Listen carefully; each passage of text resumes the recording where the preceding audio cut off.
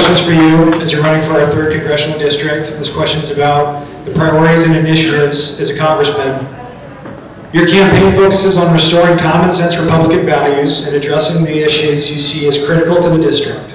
What specific initiatives would you prioritize to improve the economic conditions and public safety in Washington's 3rd Congressional District? And how do you plan to address the increasing concerns over illegal immigration and its impact on the community while ensuring that these initiatives align with both local needs and national constitutional principles? It's a great question. So, look, number one, we've got to shut down the border. The border's wide open. What people need to realize about this border crisis is that this isn't a mistake. This is not because Joe Biden's just incompetent and kind of goofy and then left the border open and Perez is kind of hammering on. This is a deliberate strategy by the Democrats to flood the country with as many people as they possibly can because they want to jack up the census numbers so that they can legislate their way into new U.S. House of Representatives seats and new electoral college votes. This is a pure power play by the Democrats. All the murders that we just talked about, all the fentanyl deaths, that is collateral damage to the Democrats. That is how sick these people are. Congress has one main lever they can pull on, and that is the purse strings. Congress controls the budget. The U.S. Congress should not be doing anything right now until the border is secure. The president has all the power that he needs right now to shut down and to secure the border, and I would not give him one penny until he does that. It's the only leverage that Congress has. Also, there's H.R. 2, which is probably the most aggressive border control measures in immigration policy that we've ever put forward. Marie Perez and every Democrat voted against that. Perez then went on to say, well, no one stays awake at night about the southern border. So, number one priority, they're basically mocking us to our faces, and then they're going to try and say, oh no, it's the Republicans that turned down a deal that would codify an invasion of our country. So that is all psychological warfare that they're waging on us. Luckily, the people are seeing through that, and right now the border is a top issue because of the fentanyl deaths and just because of the carnage. That's the first priority. The second priority is to stop spending us into oblivion. Washington, D.C. printing billions and trillions of dollars, $2.5 trillion over the budget every single year that Biden's been in power.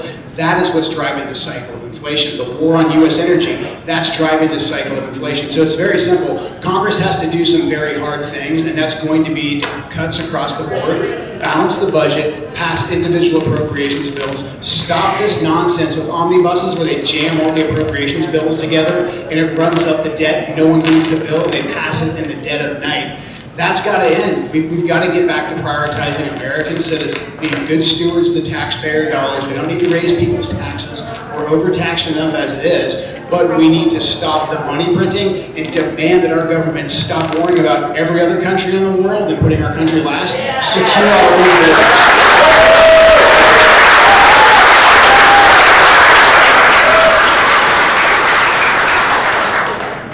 This question is for Semi Bird, as you guys know, gubernatorial candidate, on judicial accounts on legislative strategies and community engagement.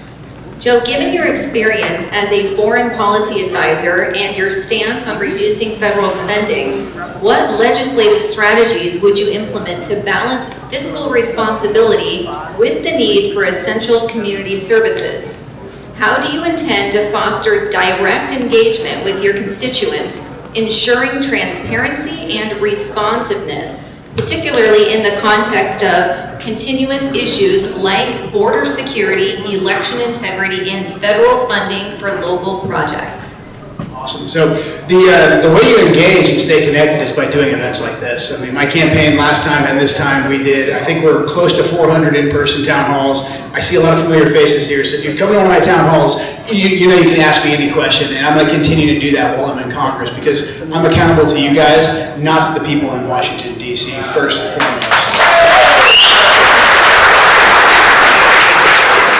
The issue we have right now, it's a huge crisis with the budget. I mean, we are $35 trillion in debt. If you look big picture, what's happening with de-dollarization, with the BRICS nations, with Russia, with China, we have a tidal wave that's approaching and really no one's sounding the alarm. Our financial rug could be pulled out from underneath us when a lot of these countries stop backing their currency with the dollar. We've got to get our financial house in order, and that starts with prioritizing, and we have to prioritize American citizens. We take in close to $5 trillion in tax revenue, securing our border, doing local infrastructure projects like the third bridge, like making sure our interstate commerce, our federal highways are actually functional and serving the people. That's just basic government stuff 101. We can most certainly do that. We've got to stop the bleeding of how much money that we're printing. But also, look, a first place that we can start is how much money we're sending overseas. I spent most of my adult life fighting in our wars overseas. I can talk about those all night and how wasteful they were. We are continuing to spend trillions and trillions of dollars on foreign aid and on foreign wars for one very simple reason. It makes people rich in Washington, D.C. That's it, period, end of story. I'm not saying we need to abandon the world. We still have some commitments. We can fulfill them, but we need to make sure our allies are doing their part. But we got to make sure that we're safe and secure here at home first. So it starts with being good stewards of your dollar, making sure our country is secure, and making sure that if we are ever going to go to war, we follow the Constitution, we make sure there's a vote on it in Congress, and we make sure that the people are on board, and we can define what the vital national security interest is. The way that we are right now being marched towards World War III on multiple fronts, whether it's the conflict between Russia and Ukraine. Biden, without asking Congress, just authorized U.S. weapons to be fired into Russia. He is trying to get us into World War III. You guys know what the recruiting numbers are looking like right now? They're not good. They have automatic draft registration for males going into effect, and they're talking about registering females for the draft. That's around the corner if we don't get our act together. Get Washington, D.C. off of this perpetual cycle of money printing and endless wars, secure our borders, put our people first. It's going to be a fight. They're going to call us every name in the book. They're going to call us, Putin's stooges. They're going to say that we're just obstructionists because we don't want to pass the lobbyist omnibus bill. But we've got to do it. Put our citizens first.